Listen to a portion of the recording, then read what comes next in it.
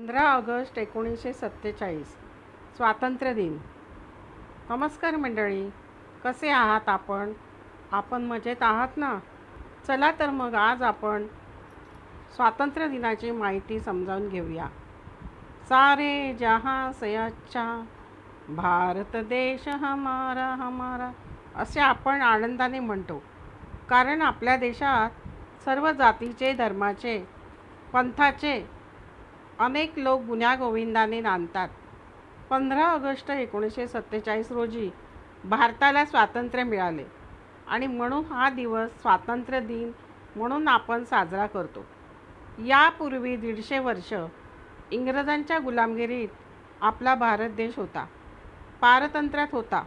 हे स्वातंत्र्य मिळवण्यासाठी आपल्या देशभक्तांनी प्राणाची पर्वा न करता देशासाठी प्राणाचे बलिदान दिले.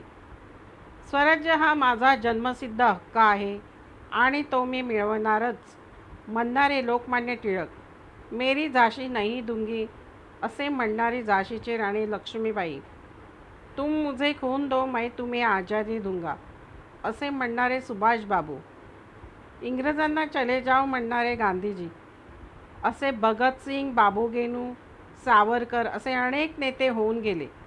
त्यांनी इंग्रजांना सळो की पळो करून सोडले होते. अथक प्रयत्नानंतर मिळालेले हे स्वातंत्र्य आपण सर्वांनी जपून ठेवले पाहिजे. 15 ऑगस्ट हा राष्ट्रीय सण म्हणून मानला जातो. या दिवशी लाल किल्ल्यावर पंतप्रधानांचे भाषण असते. त्यांना तोफांची सलामी दिली जाते. देशातील महत्त्वाच्या कार्यालयात ध्वजवंदन होते. तसेच मोठ्या प्रमाणावर रोषणाई केली जाते. चित्ररथ व शोभायात्रा काढल्या जातात. प्रत्येक राज्याच्या आपणास सर्व चित्ररथ व हे सर्व शोभा कार्यक्रम आपल्याला दिल्लीमध्ये पाहावयास मिळतात. शाळा व कॉलेज, महत्त्वाची कार्यालये यामध्ये ध्वजवंदन व कार्यक्रम सादर करतात. आज 15 ऑगस्ट हा 80वा स्वातंत्र्य दिन आहे. सर्वांना माझ्याकडून स्वातंत्र्य दिनाच्या खूप खूप शुभेच्छा.